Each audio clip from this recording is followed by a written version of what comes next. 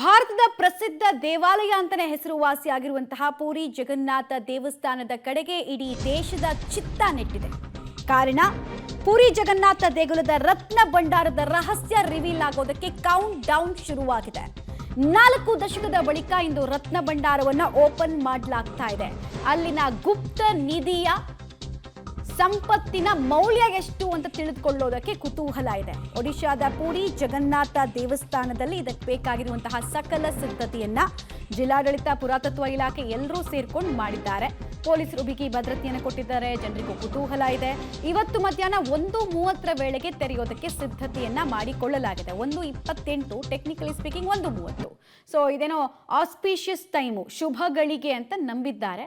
So ದೇವಸ್ಥಾನದ ಆ ನೆಲಮಹಡಿಯಲ್ಲಿರುವಂತಹ ಆ ಸಂಪತ್ತಿನ ಮೌಲ್ಯ ಎಂಥದ್ದು ಮತ್ತು ಅದನ್ನು ಭದ್ರಪಡಿಸೋದ್ರಿಂದ ದೇಶದ ಆರ್ಥಿಕತೆಗೂ ಕೂಡ ಅತಿ ದೊಡ್ಡ ಲಾಭ ಅಂತ ಹೇಳಲಾಗ್ತಾ ಇದೆ.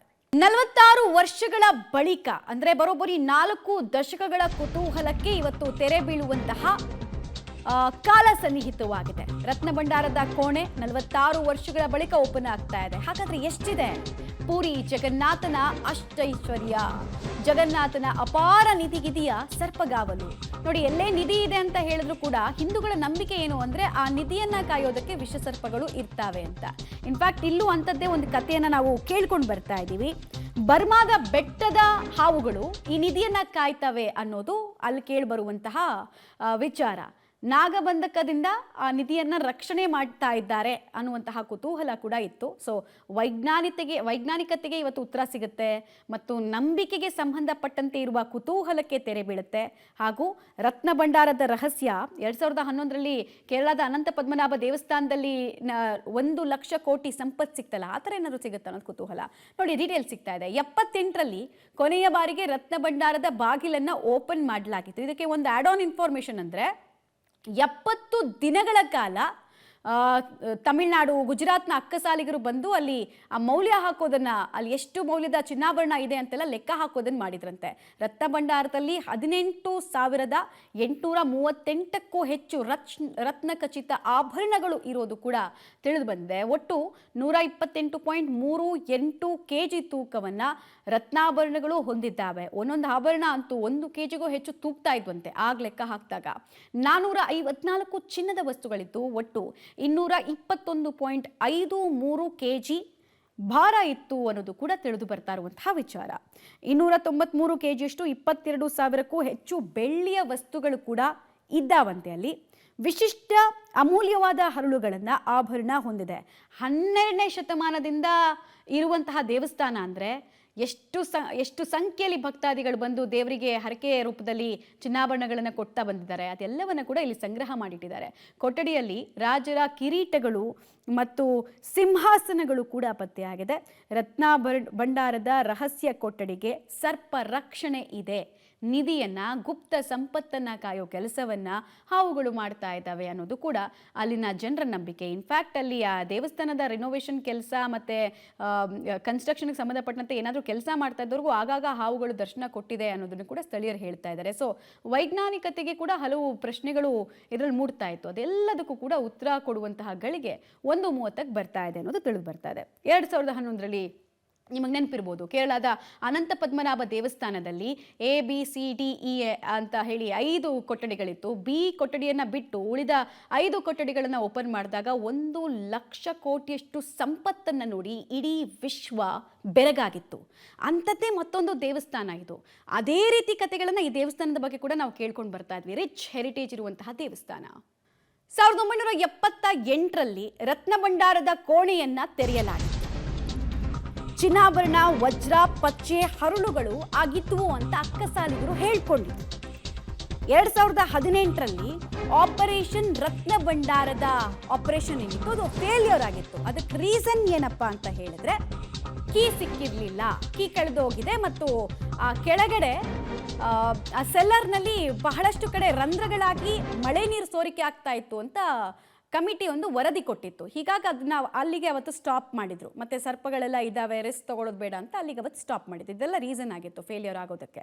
ಸೊ ಇದೀಗ 46 ವರ್ಷಗಳ ಬಳಿಕ ರತ್ನ ಭಂಡಾರ ಓಪನ್ ಆಗುತ್ತೆ. 78ರಲ್ಲಿ ಓಪನ್ ಆಯ್ತಲ್ಲ ಒಂದ್ಸಲ, ಅವಾಗ 70 ದಿನಗಳ ತನಕ ಅಕ್ಕಸಾಲಿಗರು ಗುಜರಾತು, ತಮಿಳ್ನಾಡು ಅಲ್ಲಿಂದೆಲ್ಲ ಬಂದು ಆ ಮೌಲ್ಯ ಹಾಕೋ ಕೆಲಸವನ್ನ, ಎಷ್ಟು ಮೌಲ್ಯದ್ದು ಯಾವ ಆಭರಣ ಅಂತೆಲ್ಲ ನೋಡೋ ಕೆಲಸ ಮಾಡಿದ್ರಂತೆ. ಒಳ ಖಜಾನೆಯಲ್ಲಿ 43.640 kg ತೂಕದ 367 ಚಿನ್ನದ ವಸ್ತುಗಳು 78ರಲ್ಲಿ ಪತ್ತೆ ಆಗಿತ್ತು ಅಂತ ರಿಪೋರ್ಟ್ ಇದೆ.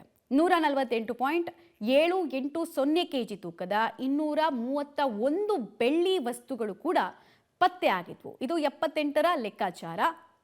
ಹೊರ ಖಜಾನೆಯಲ್ಲಿ 84.74 kg ತೂಕದ 87 ಚಿನ್ನದ ವಸ್ತುಗಳು, ಕೆಲವುದಕ್ಕೆಲ್ಲ ಲೆಕ್ಕ ಹಾಕೋದಕ್ಕೂ ಆಗಿರಲಿಲ್ಲ, ಆಮೇಲೆ ಅಂದಾಜು ಎಷ್ಟು ಶತಮಾನಗಳ ಹಿಂದಿನದ್ದಿದು ಅಂತ ಕೂಡ ಗೊತ್ತಾಗಿರಲಿಲ್ಲ ಅಂತ.